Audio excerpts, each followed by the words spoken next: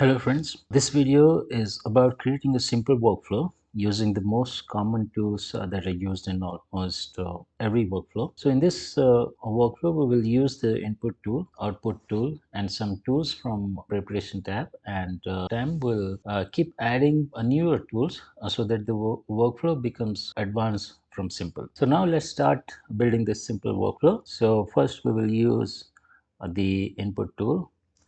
So we can drag and drop the input tool from here, or else we can drag and drop if it is Excel file or CSV files or whatever files that are allowed to be used as input tool. We can just go to open that folder and we can just drag and drop that file in the canvas. So let's see that as well. For example, I can go to this folder and we have this different file types, and I'll try to add a file to this canvas. And for example, this is one Excel file, and let me try to add this Excel file. So when I'm dragging this from this folder and to canvas, you see this plus sign, which means we can add this file, drag and drop this file, and this is allowed to be used as one input file. And similarly, if I try to drag this PDF file, here I see that this red, whenever we see this sign, which means that this is not allowed, which means a PDF file cannot be used as input file in Alteryx. So this is the way, a different way that we can add inputs to canvas. So one way is to drag and drop this input tool, and other way is to drag and drop the file from the folder and directly drop it to the canvas. So now let's try to connect to some data. So we have this sample store file, so let me use that as input, and the moment we configure it, we get the connection here, and then we see that the file format is Excel, Microsoft Excel, and we are using the sheet 1. Similarly, if there are multiple sheets in that worksheet, any worksheet that you are inserting, then you have to select that particular sheet name. So in this case, only one sheet is there. So we are using this sheet 1 as our input. Then this refresh. So if you are going to use the same file again and again, then in that case, you can just simply put the file in one particular folder so that you don't have to change this path again and again and keep refreshing that input file. And then every time you open this workflow, you just refresh it, then it will refresh the date. So now let's run. So now it has read the file and the data is loaded. And how do we know the data is loaded? So this is the result window, and once we run the workflow, then we can see the result in this result, and these red and green, so that also has some meaning. We will talk about them in the next videos. So now we have this result here, and here we can see there are 7 fields, meaning there are 7 columns in this data: 1, 2, 3, 4, 5, 6, 7, excluding the record. And this is the additional indexing that is added by Alteryx. Then there are 42 records that is loaded. So if there are more records, then it will just display sample of your records. So for example, if the input file has millions of records, then it will show only around 2000 rows. And now we can see, and we can also apply filter on this result. For example, here we see these 3 dots. We can here see data cleans, place null data, and we have different functions that are available. So this will not change the, if we have other tools, for example output tool, we can add to, and if we go to this result pane and make any changes here in the result window, so this is only for display. Whatever work that we, if we are applying some filter, if we are sorting, it is only for display, and it will not change the output as such. So now we have added this output tool, and we have to configure the output tool now. So now set up connection. So we want the output as Excel file or CSV file, or there are different file types that are available here. So you can select as per your need. So now we will get the output as well as Excel. So the moment we select, it will ask us where do we want this output to be saved. And for now, I'll say I'll save here. And then you have to give a name. Let me say sample workflow output, and I'll say save. Then it says, because this is Excel, so you can name the sheet as well. So let's say I'll name it as sample 1, then I'll save it. Then once the configuration is done, so we are seeing this output option here, so which means create new sheet, and now it is selected. But if you want to if you are going to run this workflow again and again, and if you don't want to create new files each time, then you can select override sheet or range, and it will overwrite each time the same file. It will use as output file name and sheet, but it will overwrite the data. And if you want incrementally add data to the existing sheet, existing data, and you don't want to overwrite it, but you want the existing the legacy data to remain in the sheet, and you want to add the new one, then you can select the append to existing sheet. Similarly, have overwrite file, so it will overwrite the file. So the as the name suggests, so it will completely overwrite the file. Then create new sheet, which is now. So we will use for now overwrite sheet or range. So another rule about Alteryx tool is whatever input file and output file that you're going to use in the workflow, they should not be open while you are running the workflow. Otherwise, you'll get an error. For example, right now I've added this simple sample store file. So let's see. So this is saved here. So let me open this file and show you what happens when the file is open and we are trying to run the workflow. For example, let us run this workflow once. So the input file is this one and the output file is this one. You can open after running the workflow. You can also open the output by clicking on this link, and the input file by clicking on this link. So let us open this input file, and now it is open, and let us try to run the workflow again. You see I'm getting this error. It is not able to load the data into the input tool. So for that I have to close this workflow, and let me run it again.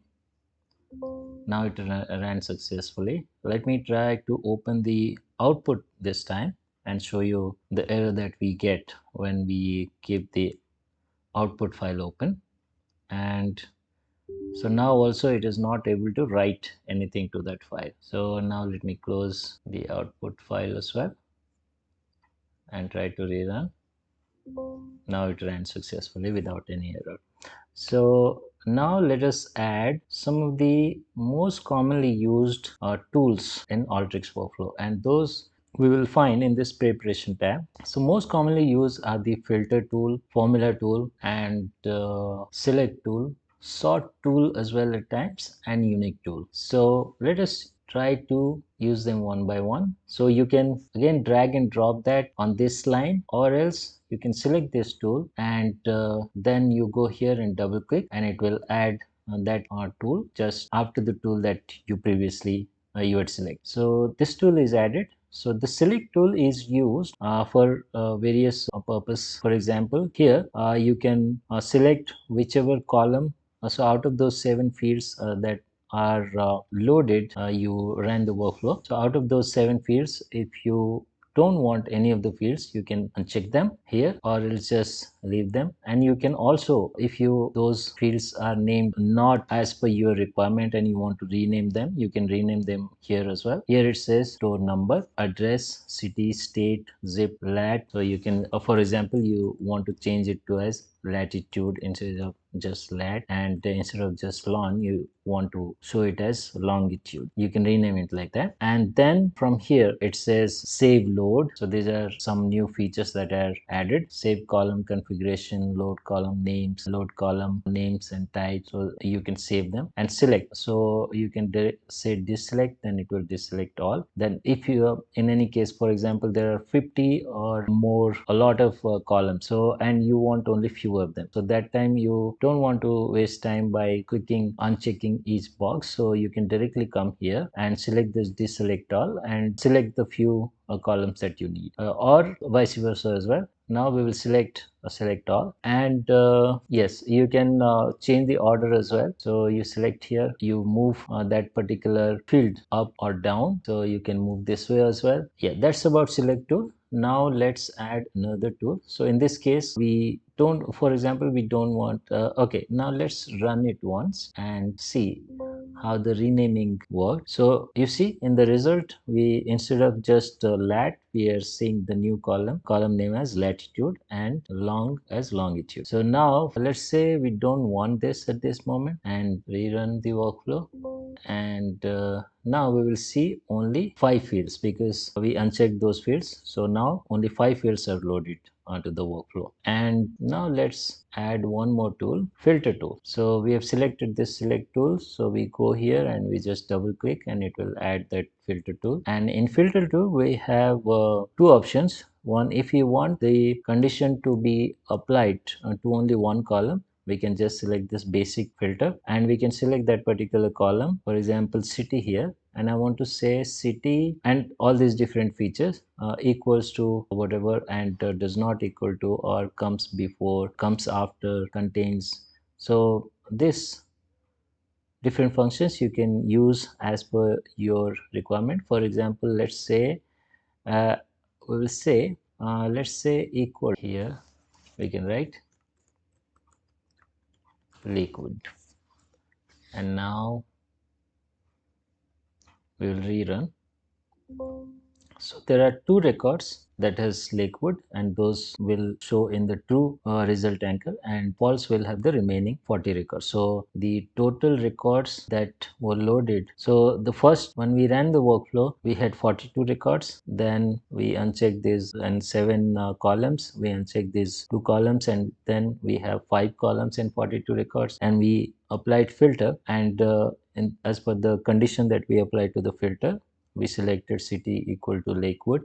So we have in the true anchor, we have only 2 records, and rest all 40 records went to the false result. So now let's see if we are applying more conditions to the filter tool. So if we want also some other city, for example, Aurora, we want city equals to Lakewood and Aurora. So we have to come to this custom filter, and we'll say city equal to Lakewood.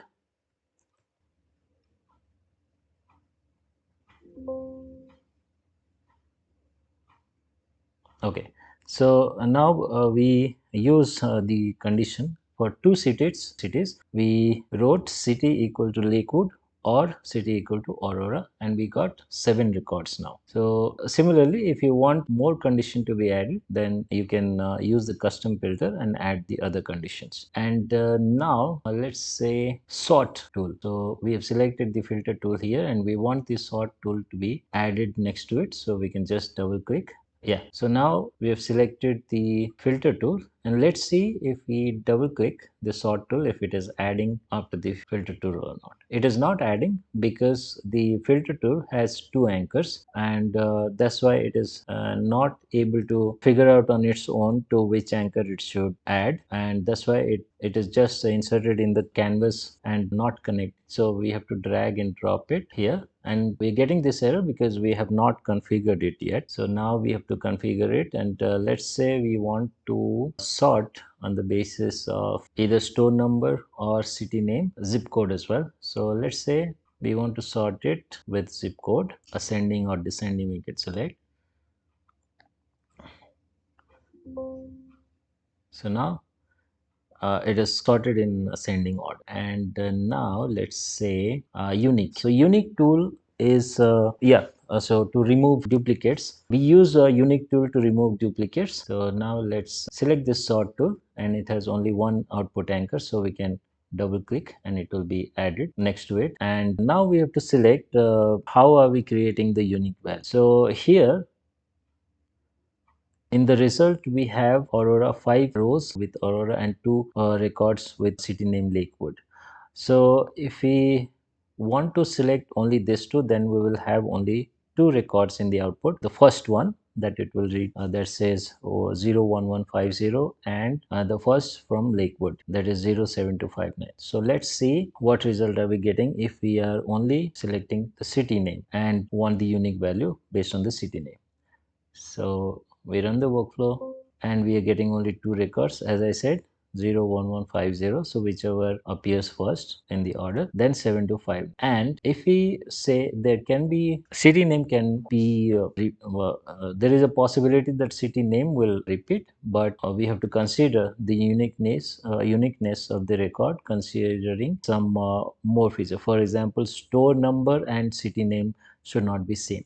So then in the unique tool, we can add store number as well. So it will combine both of them and create that unique value, and only when both store number and city name are same, then only it will consider them as duplicate. Otherwise it will consider them as unique. So if we add store number and city now, so it will show all the records that were coming to this tool. So now let's run it once again and see what result are we getting. So you see, so the when the data was coming to the unique tool, we had 7 records and 5 fields, and in the unique tool we have 7 records and 5 fields and none duplicates. So we can check the result here as well by clicking. So whatever output anchors we have here, so the same will be there in the result window as well, U and T. So we can check the data here as well. So how many duplicates? None. How many unique? 7 are unique because we are considering both the store number and city. And we can also see like how the data is coming to the unique tool by clicking here. So here it says this is how the data is loaded to the unique, and now the final output. So this is a simple workflow. So now let's add another tool, formula tool. So increase. So where should we add the formula tool? So maybe right after the filter tool or select tool. So let's add after this one. We can double click and it is added. And now formula tool, how many ways the formula tool can be used? Formula tool can be used to add a new column. So here either you can add a new column and write some formula, or you can modify the same column. For example, here we have store number, address, city, state, and here to state I want to modify the state column, and I want to show this state along with the state. Here in the result we are seeing the state is Colorado, CO, and I want to also show the city name beside it. So what I will say here is state, and I will say plus, I will say city, and in between I can add one hyphen, put some space before and after. And now let's run the workflow.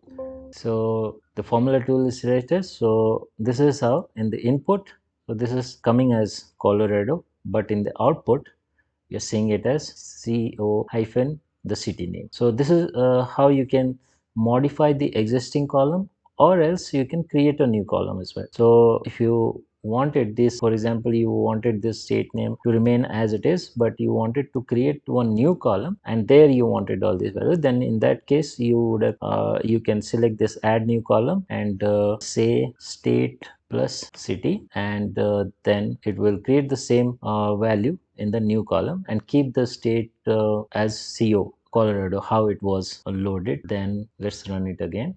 Now you see state column remains unchanged and the new column is created state plus city, and the value is reflecting here. So this is how the formula tool is used, and there are other functions as well in the formula tool, so that you can check this. If you click on this FX, then it will show all the functions, all the formulas that you can write here. This conditional, for the conditional if else conditions that you can write, and the conversion. So if it is a character, you can change it to for example, at times the numbers are loaded as strings, and you can how to change that back to numbers, and date time functions as well. So you can explore this as well. So this is a simple workflow, and in the coming videos we will add more tools to this workflow so that it becomes better and better. So for this video, I think this is enough. You write in your comments what else you want to know, and I will make more videos on that. Thank you for watching.